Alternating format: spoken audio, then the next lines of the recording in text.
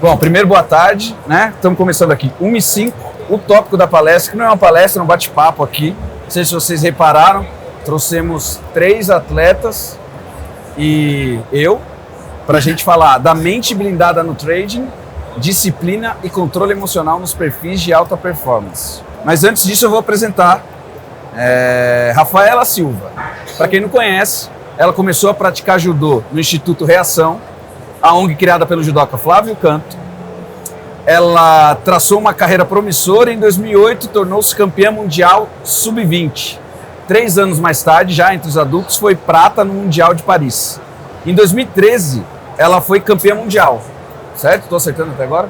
Beleza. Então, em 2013, ela foi campeã mundial. E em 2016, ela levou a medalha de ouro para o Brasil na Rio 2016.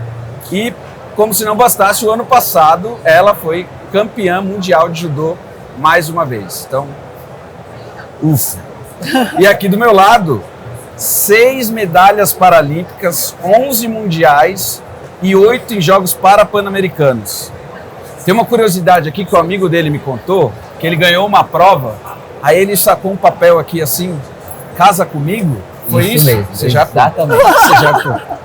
conheceu o atletismo aos 17 anos e foi convidado pela técnica Valquíria Campelo no ônibus da sua cidade natal, em Maceió.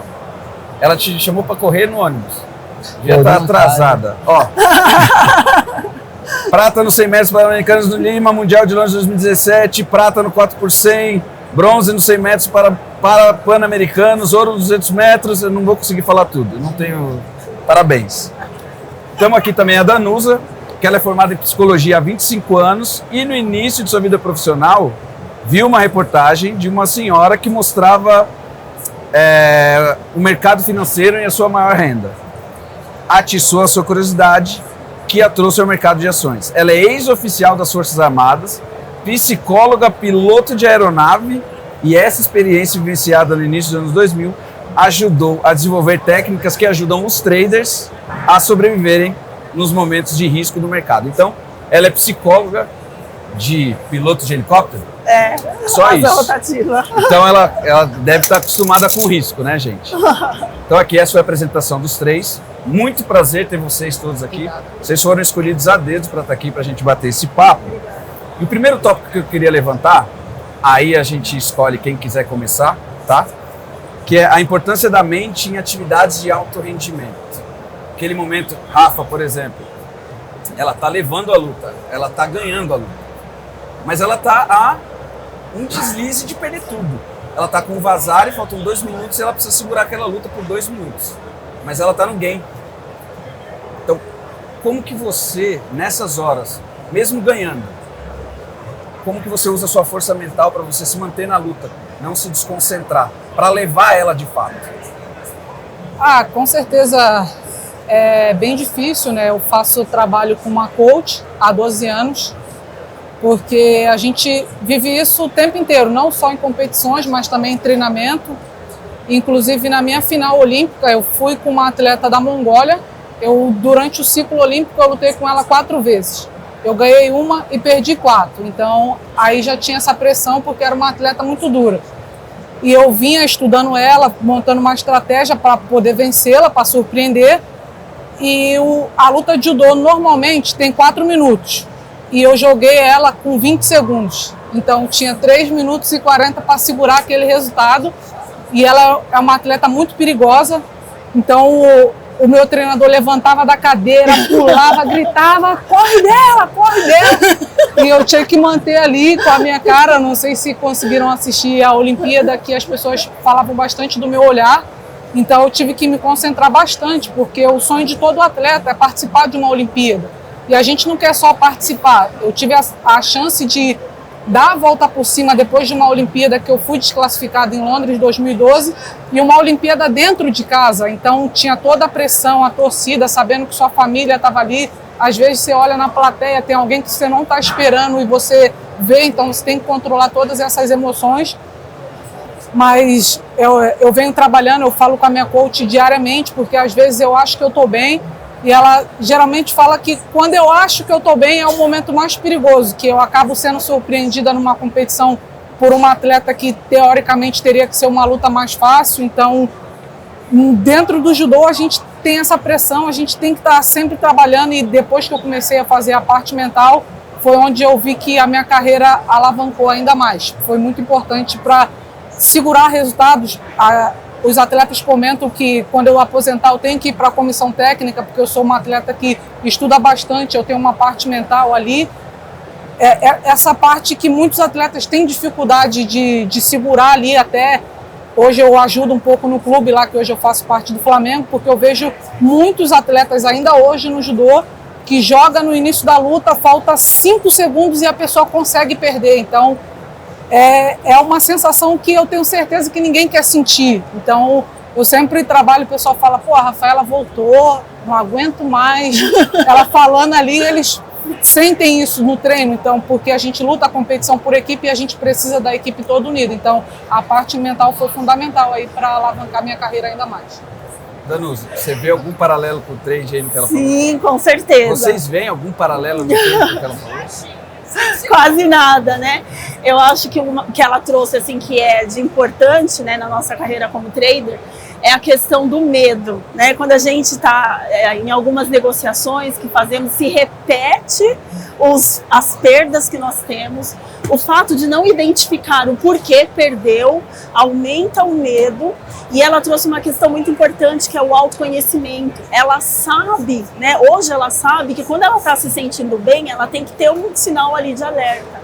É o que muitas vezes falta para o trader, né? Que vai indo bem, tem resultados bons, ou aquele que vem numa sequência de perdas e de repente aquilo congela, não consegue mais negociar, né? Ele fala assim, eu não consigo clicar, Danusa.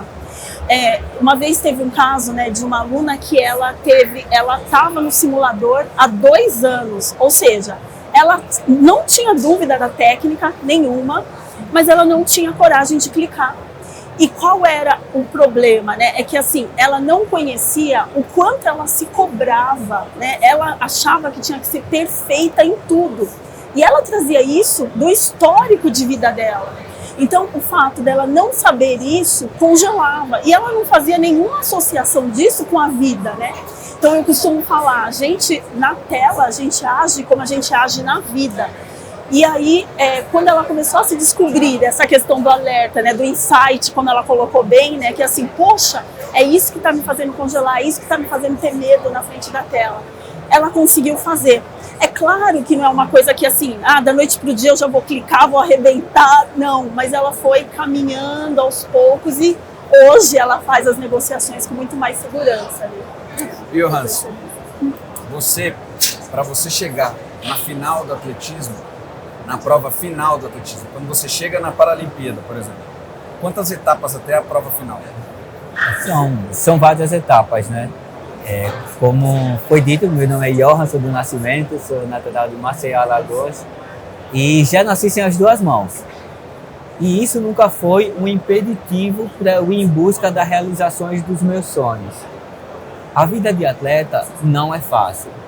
A vida de um atleta com deficiência também não é fácil. Rafaela, não é porque ela não tem uma deficiência e eu tenho, que foi mais difícil para mim ou mais fácil para ela. A vida de atleta por si só, você tem que ter muita disciplina. Uhum. Não é para qualquer um, acho que como também não é para qualquer um ser trader. Eu comecei a correr em 2005. Eu passei 2 anos da minha vida treinando sem ganhar uma nota de R$1, mas acreditando no meu talento e no meu potencial. Isso é muitas coisas do paralelo que eu faço com a vida do atleta e com a vida do investidor. Você primeiro tem que acreditar que você pode, que vocês vão conseguir, sabendo que não vai ser fácil. Não vai ser do dia para a noite que você já vai entender de gráfico, que você vai saber de tudo, mas o principal é você ter disciplina.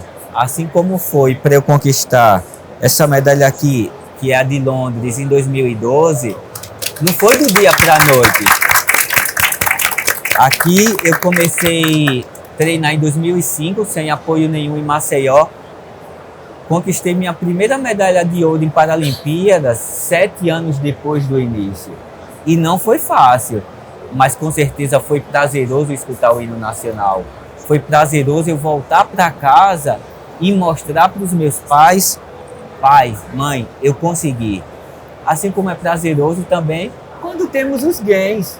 Sim. Também vamos ter as perdas do nosso dia a dia, da nossa vida, mas não vamos deixar com que essas perdas possam afetar no seu futuro. Então, é isso que eu digo. Atleta ganha, perde, vai, você tem que ser resiliente, tem que ter uma disciplina, porque vai valer a pena. Falando em perda, quanto tempo, como é o processo? Aí já vale para todo mundo, mas agora eu vou começar com você, a gente volta. Como é o processo para você, quando você era atleta, para você superar uma derrota? Putz, me preparei muito para essa competição, a expectativa aqui era de medalhar e não medalhei. Quanto tempo você levava para você digerir esses resultados que não eram o que você esperava? O meu primeiro mundial foi na Holanda em 2006. Primeiro mundial adulto, tinha começado a correr em 2005. 2006 eu estava integrando a seleção brasileira. E eu, como assim um ano, praticamente um ano de atletismo, e fui para a seleção, já me achando experiente. Vou lá, campeonato mundial, é só correr, fazia provas de 100, 200 e 400 metros. Aí eu fui lá para o mundial, eu sequer fui para a final. Que o atletismo, você, assim como no judô, você tem as etapas até ir para a final. Tive eliminatórias, passei para a semifinal e não passei para a final. E foi uma lapada, meus amigos, de voltar para casa sem oportunidade de ter para a disputa da medalha.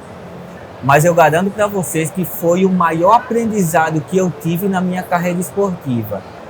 Porque eu voltei para casa sabendo o quanto eu tinha que treinar. E falando, agora eu vou treinar o suficiente para nunca mais isso se repetir na minha carreira.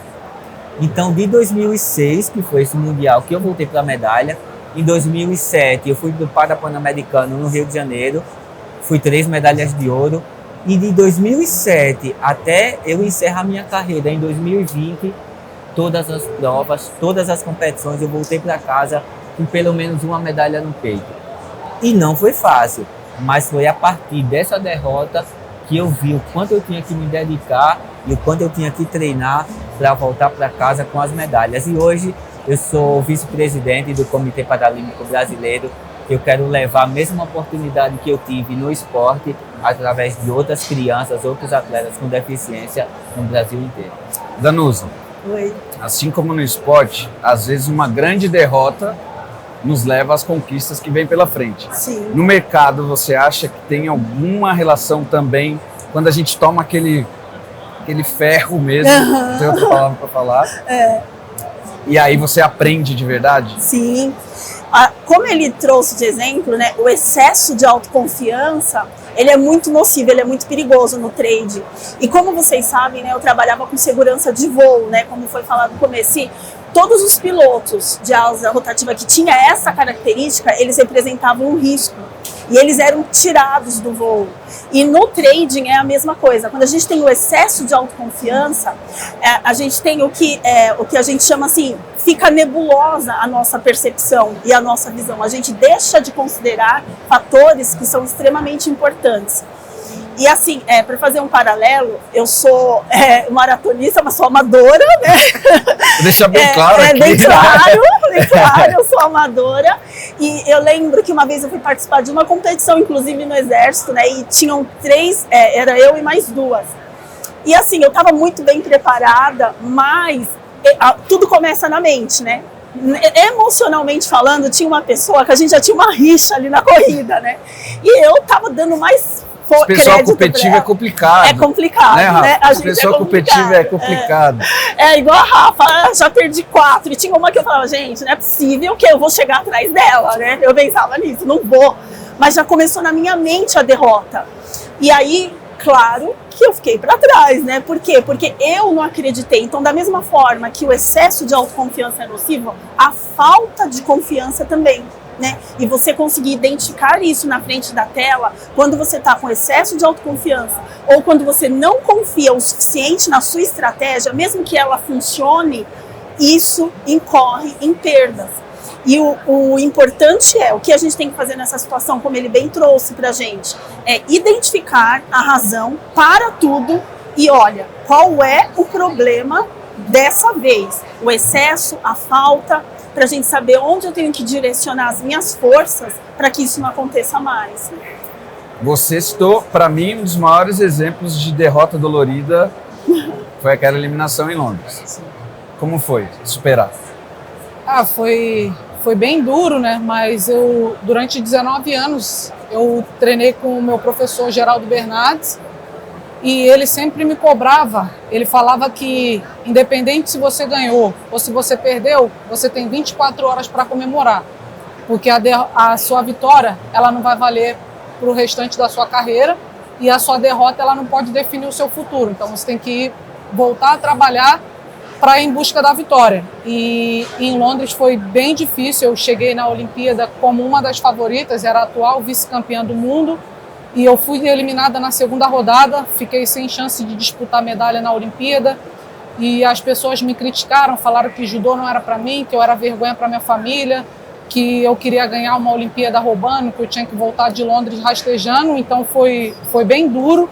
E dessa vez eu não consegui virar a minha chavinha em 24 horas, foi bem difícil. Eu fiquei de 5 a 6 meses, eu falei para o meu treinador que eu não queria mais fazer judô. Eu não queria isso porque o meu sonho era ir para uma Olimpíada, eu queria representar o meu país da melhor maneira possível. Eu fui lá, entreguei tudo e quando a gente entra no tatame, na Olimpíada hoje, participam 18 meninas na minha categoria, mas só 4 vão ao pódio.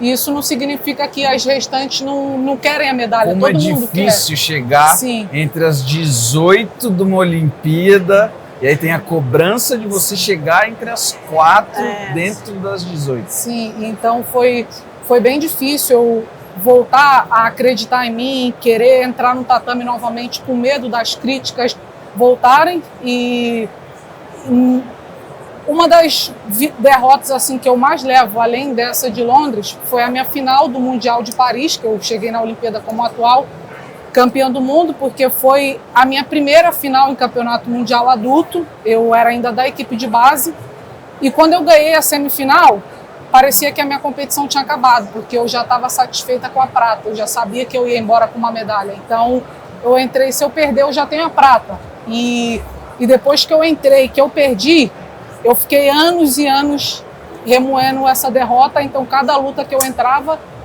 para dar tudo. Se fosse a final, a disputa do bronze, porque e se é a pior sensação que você pode ter. Então isso eu levo para mim até hoje. 2 anos depois eu fiz uma final de campeonato mundial, fui para a final olímpica, então eu sempre carreguei essa derrota, porque eu relaxei, achei que já estava ganho, mas eu tinha ganho a medalha de prata e eu queria o ouro. Então eu fiquei satisfeita com pouco e não quis apostar o muito, que era a medalha de ouro. Tá vendo, gente? Até nesse nível tem gente fazendo parcial em medalha. Até nesse nível. Ela podia o ouro, ela não. O psicológico nosso é complicado.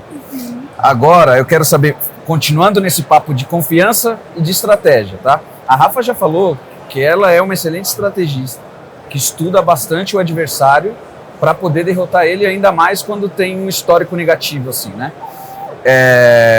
E aí eu queria saber de vocês, começar por você agora, Danusa, a importância dessa confiança, mas não a confiança, a autoconfiança. A confiança naquela estratégia. Quanto que é importante você confiar naquela estratégia. Você estudou o adversário, você traçou a estratégia. O quanto que é importante você confiar. Vai funcionar. Vai funcionar, porque a tentação de você mudar no meio... Grande. Porque eu aposto com você, não aposto não, talvez essa que você derrubou em 20 segundos talvez não fosse seu plano principal. Derrubar...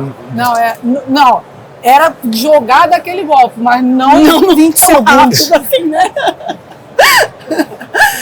A importância dessa estratégia, de acreditar numa estratégia que você traçou e confiar que ela vai funcionar. Você disse bem, né? Assim, a gente tem uma dificuldade, tem uma vontade imensa de mudar o plano na hora que ele está acontecendo. E uma das maneiras disso não acontecer é através do treinamento, né? Então, assim, muitas vezes você desconfia que aquele negócio não vai dar certo, você tem uma série de sensações, principalmente na hora que a gente está ali, na frente da tela, né?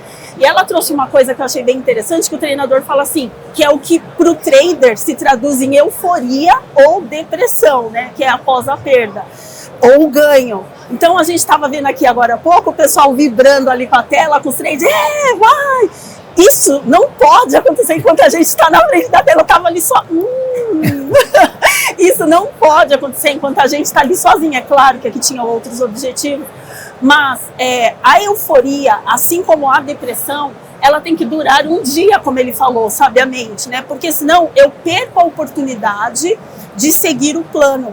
E como eu tenho que evitar não seguir o plano? O plano é o treinamento, né? Então, eu treinei, eu já testei, eu validei, eu sei como funciona, fazer, sem inventar. Trader não pode ser criativo. Quer ser criativo, vai para outra área, porque a gente não pode ser criativo, a gente tem que seguir ali a risca, né, que treinou. Ô Johan, você tinha facilidade em cumprir a estratégia? Tem que ter uma estratégia em qualquer coisa da sua vida, porque não adianta. Primeiro, lógico que você está confiante na sua estratégia. Qual é a estratégia do atleta? Treinar. Treinar. Se preparar para aquilo. Então não adianta o atleta, não adianta o trader ir para alguma operação, ir para alguma competição, se você não treinou, se você não se preparou, qual vai ser o resultado? Eu não treino mais, eu sou um ex-atleta. Se eu for para uma competição hoje, vou perder, lógico, porque não adianta eu ir para algum lugar, algum desafio da minha vida, sem ter uma estratégia. Então, se vocês acreditam na sua estratégia, sigam com ela até o final. Exatamente. Não se coloque aquela interrogação, será que eu estou certo? Se você colocar essa interrogação, quem é que vai então dar assertividade para você? Não vai ser um anjozinho que vai vir aqui, você está certo. Você tem que ser confiante. A competição aqui, né, dos traders, quem ganhava, já é uma pressão por si só, você tá ali com naquela operação e agora duplicou quando era na competição, porque possivelmente quem ganhou aqui foi quem seguiu sua estratégia e não quem quis ganhar do outro de qualquer jeito. Então, se você olhava para a tela do Ori, estou aqui perdendo, vou querer ser mais arrojado, vou querer ser mais arriscado, com certeza não iria bem. Exatamente. E se foi porque deu sorte. E se deu sorte, é pior ainda. Pior ainda. Porque exatamente, você vai depois achando, eu sou o máximo, eu sou o melhor trader da vida. Fortalece o erro, né? Ganhou uma vez, vai para a próxima se achando o máximo, foi uma sorte, perdeu tudo. Então, mantenham sua estratégia. É isso que eu digo, para o atleta, para o trader, mantenham isso até o final. Conta uma história triste aí que você mudou a estratégia, vai. Geralmente a gente sempre tem que mudar, né? Porque eu estou competindo em alto rendimento há 15 anos, então eu conheço todas as minhas adversárias também me conhecem. E para mim, que já está nessa categoria há 15 anos, é mais difícil, eu digo, porque tem algumas meninas novas que não tem nenhum vídeo delas, não tem nenhuma informação, porque elas começaram a competir agora. Mas elas já sabem quem é a Rafaela Silva, elas já sabem o que eu faço, qual golpe eu faço. Então, eu tenho que ficar lá pesquisando, quando eu não acho, eu tenho que ficar lá na área de aquecimento procurando ver se é direita, se é esquerda, que golpe que ela tá fazendo, aí ter que dar de maluca, fingir que não tá vendo quando o treinador dela olha. Mas a gente sempre tem que montar alguma estratégia. Tem uma atleta hoje nova na minha categoria, uma atleta da Ucrânia, que ela é muito mais alta do que eu. E se eu luto para a esquerda, que é o meu jogo, no judô eu sou canhota, eu não consigo lutar com ela. Tem diversos atletas na categoria que são canhotas, são medalhistas mundiais, medalhistas olímpicas. Todas, eu fui assistir a luta delas, todas que lutaram de canhota, perdeu para ela. Aí quando eu fui lutar com ela, era a minha segunda luta do Mundial do ano passado. Falei, eu virei destra. E eu virei para a direita. E quando o árbitro dava o comando de iniciar a luta, eu andava para a esquerda e a treinadora lembrando, é para a direita. Eu tinha que virar 4 minutos, ficar a cabeça para a esquerda e eu para a direita. E tive que levar ali os 4 minutos até o final. Foi para o Golden Skull, ponto extra. Mas a gente conseguiu inventar uma destra lá que confiamos na estratégia e deu certo. Porque viu que para a esquerda não ia funcionar. Legal. Ó, a gente está chegando perto do fim, infelizmente. Mas eu tenho aqui mais um tópico que esse eu quero muito passar com vocês aqui, porque eu acho que é muito importante para quem quer trabalhar o dia todo no mercado financeiro, ou quer operar o pregão num período, ou quer fazer o dinheiro ali do trade, que é a rotina chata do atleta. Tem alguma emoção na rotina do atleta? Zero. Zero. Falar que é maravilhoso ganhar medalha. Mas a rotina é para matar. Ter lá que treinar, acordar cedo, se alimentar bem. Ir para academia. Mas é essencial. Se não for a rotina chata, você não vai chegar ao seu resultado. Então, todas as rotinas que vocês tiverem, mantenham essa rotina, porque isso é essencial para chegar à vitória. Isso é essencial para manter os seus gains. Então, eu sei que a rotina é chata, a rotina é maçante, mas saibam que ela é essencial para vocês chegarem à vitória. Quer falar de rotina que você está vivendo agora? Fala pro pessoal aí. É a rotina do atleta. Vou competir agora o Pan-Americano no Canadá dia 15. Tenho que pesar no dia 14 e ainda faltam 5 quilos até eu chegar ao meu peso. Estou aqui vivendo de água, frango sem sal.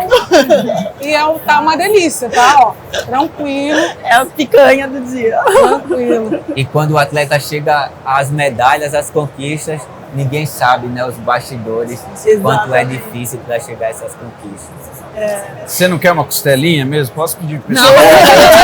Querer, né? Querer eu queria. Mas para chegar lá no objetivo, tem que comer um frango sem sal. Meu treinador falava uma frase: atleta faz o que precisa, ele não faz o que gosta. O que gosta, exatamente. Isso deve servir para o trade também, né?